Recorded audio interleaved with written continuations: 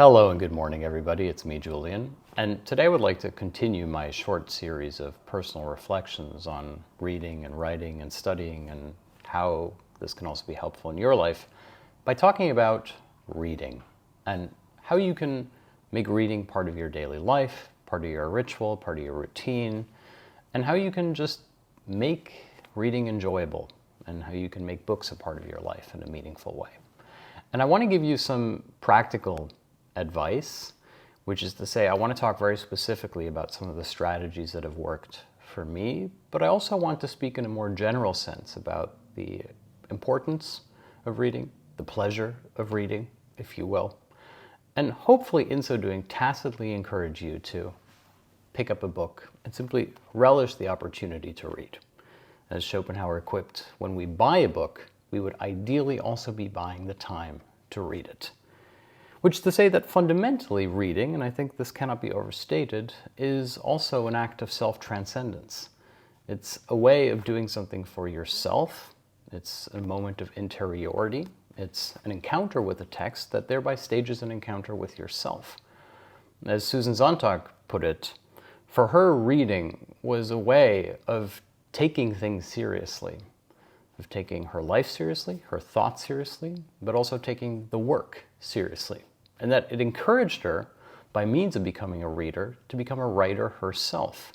And that in writing, she was also trying to live up to a standard that she had encountered in the text, which is to say it's part of a tradition. When you read, you are partaking in an exchange with the author, the famed death of the author, as Roland Barthes put it, but at the same time, you are tacitly encouraging the birth of a new thinker, of someone who writes and creates and thinks independently. In fact, I think for me, the most pleasurable type of reading is the one that sparks ideas and thought processes in my own thinking. In fact, I find it almost impossible to read a work of theory or philosophy without at some point wanting to stop so as to write down an idea that has occurred to me about a movie that I've watched or something else that I've seen, something that's happening in news, which is to say, for me, reading is both about world building, which is to say it is about entering into a tradition and partaking in it, but it is also about sparking a certain fire. It's that great line that the mind is not a vessel to be filled, but a fire to be kindled. And ideally, reading is one way of providing such kindling, although we don't have to burn the books. Now, I'd like to give you some basic advice when it comes to reading more that has been helpful in my own life. Because let me tell you, when I was young, I wasn't actually the stereotypical bookworm that you might think. Like, I liked reading comic books and fantasy books. I liked the Discworld World series and Lord of the Rings. I liked Margaret Weiss and Tracy Hickman, these types of things, because they were enjoyable and fun, and they gave me a sense of adventure that I needed in my life at that point. But I didn't necessarily enjoy the greats or the classics or what have you. There was no awareness of a canon. And when I had to read something, it was mostly for school, and so I did it with a slight sense of resentment, as it were. Which is to say, my love of reading developed later in life. It developed both during my college years, but I think especially afterwards. As I began to read for pleasure, I also discovered that there are many different types of texts, that I can enjoy a novella from Stefan Zweig inasmuch as I can enjoy a comedic vignette by P.J. Wodehouse. In fact, I personally don't really like the whole discourse about men don't read fiction because I think it's about saying, well, what kind of fiction do you want to read? For me, I always enjoyed short stories, for example, by Pushkin. But at the same time, I realized that what spoke to me, understandably, were stories about young men finding their way in life, the so-called Bildungsroman, the romantic genre of a young man entering into adolescence and undergoing various life experiences, like Thomas Mann's The Magic Mountain, a hugely impactful text for me, because it both spoke to me on a personal level, but it opened my eyes to a broader discussion about the world and time and meaning and various philosophical questions of aesthetics and purpose. Which is to say, There's no one way to get into reading. I think you have to read widely. You have to be willing to let a text go. As Borges put it, reading should be something you do for pleasure. It's not an obligation, but a privilege. And so if something doesn't speak to you, you can simply read something else. The books that I tend to enjoy tend to be modernist in nature, which is to say that they tend to be somewhat fragmentary, experimental, and they break down the very confines of what a novel is supposed to be. In this sense, I enjoy very much reading, for example, the work of Pessoa and his various heteronyms. The Book of Disquiet is a really important text to me. But at the same time, I like longer things. I like reading Proust. I'll read Proust over and over again. The way in which Proust sees the world, his sensitivities and proclivities, have become so meaningful to me that I think they've shaped my own, that I see the world in a Proustian way, as it were. But this isn't tangible advice. These are simply some personal reflections. So what are some of the things that you can actually do to read more and to make it a practice in your life? Well, I'm going to give you some actual concrete thoughts. Not like, oh, you should just, read faster. Although Oscar Wilde was a notorious speed reader, so much so that he made it a kind of a parlor game. He would ask people to give him money, and he had basically a wager where he would read a 3-volume book in half an hour. And he said that if he had an hour, he could also give them a concise summary and some philosophical reflections on the text. So he enjoyed the spectacle of being a speed reader. And for Oscar Wilde, it was very important to present himself as a genius. He would often study and write and read at night so that he could pretend in the morning like it just came easily and naturally to him. He wanted to be considered an ingénu in this way. However, let me get to my point. I think one of the best things you can do when it comes to reading more is to actually treat it like something you have to do with discipline. It is a little bit hard to get back into reading. And even for me, there are days where I don't feel like it because other low-level stimuli come at us so rapidly. There are so many ways of finding instant gratification. You can pull up your phone and watch videos. You could flip through the channels or watch things on Netflix. The fragmentation of our mind is so acute that it can be very difficult to focus on a page. In fact, even when I begin reading, often for the first 2 pages, I find that my mind is flitting, darting around, struggling to settle. Like when you go to a classical music concert and for the first 2 minutes of the performance, you find yourself a little bit restless before you sink into the music. And so I think it's important to say that you have to develop a certain discipline when it comes to your reading. I think it's a trap to think of reading simply as something you do for pleasure. There is a type of pleasure that comes with discipline. Like if you go for a run or a workout, it can be hard, but you feel really good afterwards or when you're doing it. Likewise, I think that when you read, it's actually okay to say this is hard or uncomfortable. I need to take a moment. And then to find yourself enjoying it while you're doing it. There's a great German expression about this, Appetit kommt beim Essen. Appetite comes while you're eating. And I think the same is true for reading. The more you read, the more you want to read. In fact, in my own life, there are periods where I don't read at all, and then there's periods where I can't stop reading, where one text makes me so curious about another that I keep on going. And so my first piece of advice would be, reading can be hard, and so it's okay to treat it like a discipline. Do it in increments, like working out. You wouldn't work out all day, you would make sure that you make it a priority that every day you do 30 minutes of it.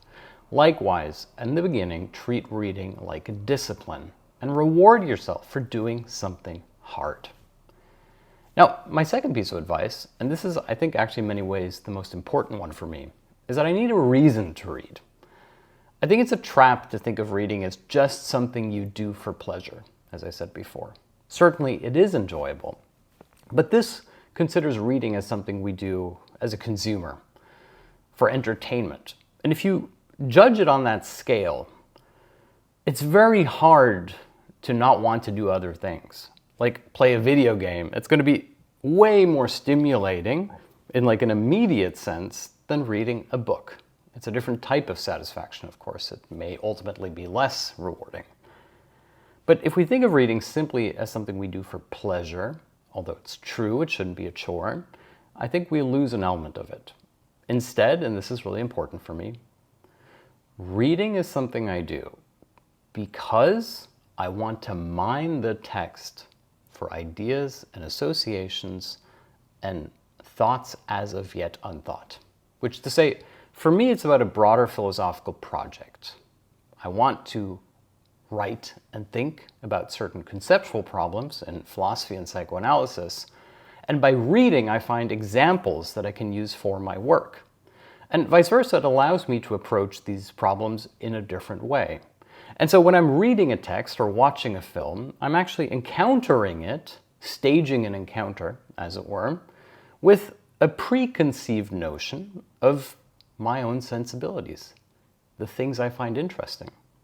Think about Borges, who always thought in terms of doppelgangers and labyrinths and works being written and rewritten and devoured. All the distinctly Borgesian associations are because he had a uniquely honed sensibility.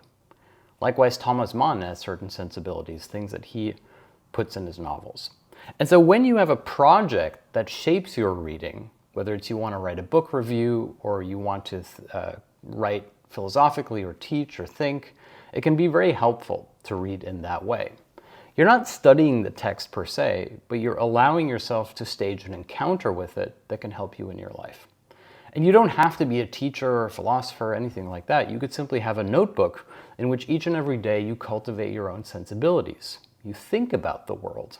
And by means of encountering various texts, the world becomes a text. And so you start reading the world in as much as you read the books. And that is sort of my final piece of advice here, which is to say that I don't think that reading should be separate from your life. It shouldn't be something you just do as like, oh, I want a moment for myself. Instead, reading can actually be a way of encouraging you to take a more active interest in life as such. It makes you an active participant in a certain exchange. Susan Sontag, I think, put it quite well when she said that for her, reading was about partaking in a tradition, which is to say, she liked books because they were serious, because they were well crafted and thoughtful, and that in reading them, she became serious herself. Serious in the most lighthearted way, which is to say serious in the sense that she too wanted to write, that reading preceded writing, and that by writing, she felt like she wanted to measure herself against the standards that had been set by the text and the authors that had come before her. Which is to say, when you read, you partake in a tradition. You are not just a member of a readership, you're in an active exchange with a history, the entire human history, as it were, of ideas. And it's not the cliche that when you read Plato, you can hear Socrates himself, etc., which I think is too simple.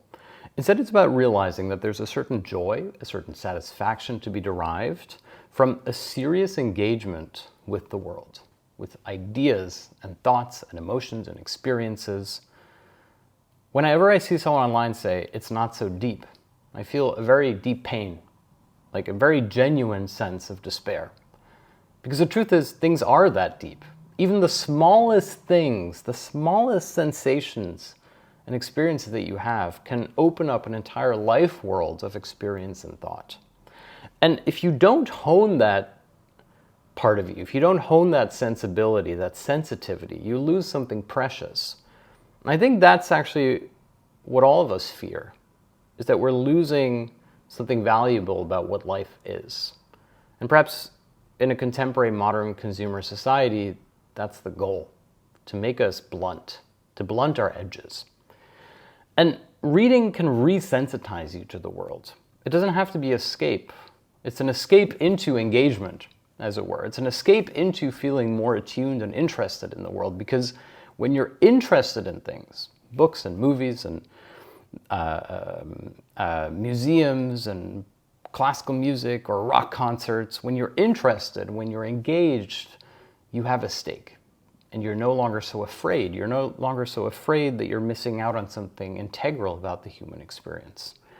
And so when we talk about reading being about fighting alienation, etc., it's not just because it's an empathy machine, etc. It's true, but it's still a bit of a cliche. Instead, it's about making you feel involved in something bigger than yourself. Realizing that when you read, you are not alone. And that process of reading of picking up different texts, even if you've never heard about them before, just to get that sense of connection between ideas and thoughts and the desire to express oneself with freedom and without fear. That is, I think, the most exciting thing about reading, and something that no one had ever explained to me when I was in school. And so that would be my advice. Number one, reading can be hard. Make it a discipline. Do it because it's good for you and your brain, and because it will help you feel like a better person. It'll help you feel more involved, less alienated. But also read because it encourages you to think, to partake in a tradition of literariness, as it were. That's basically my advice. Hopefully that's helpful for you, and hopefully it functions as a little affirmation to spend a little bit of time reading today, to try something new, to turn the page, to partake in the written word. Thank you so much. If you'd like to go a little bit further in your learning, consider becoming a patron, where you can download my ebooks, my weekly bonus audio discussion. This week we're going to be talking about Paul Thomas Anderson's One Battle After Another, which promises to be interesting. You can find all that and more on my Patreon. That's www.patreon.com/JulianPhilosophy. Until then, happy reading, and I will see you next week.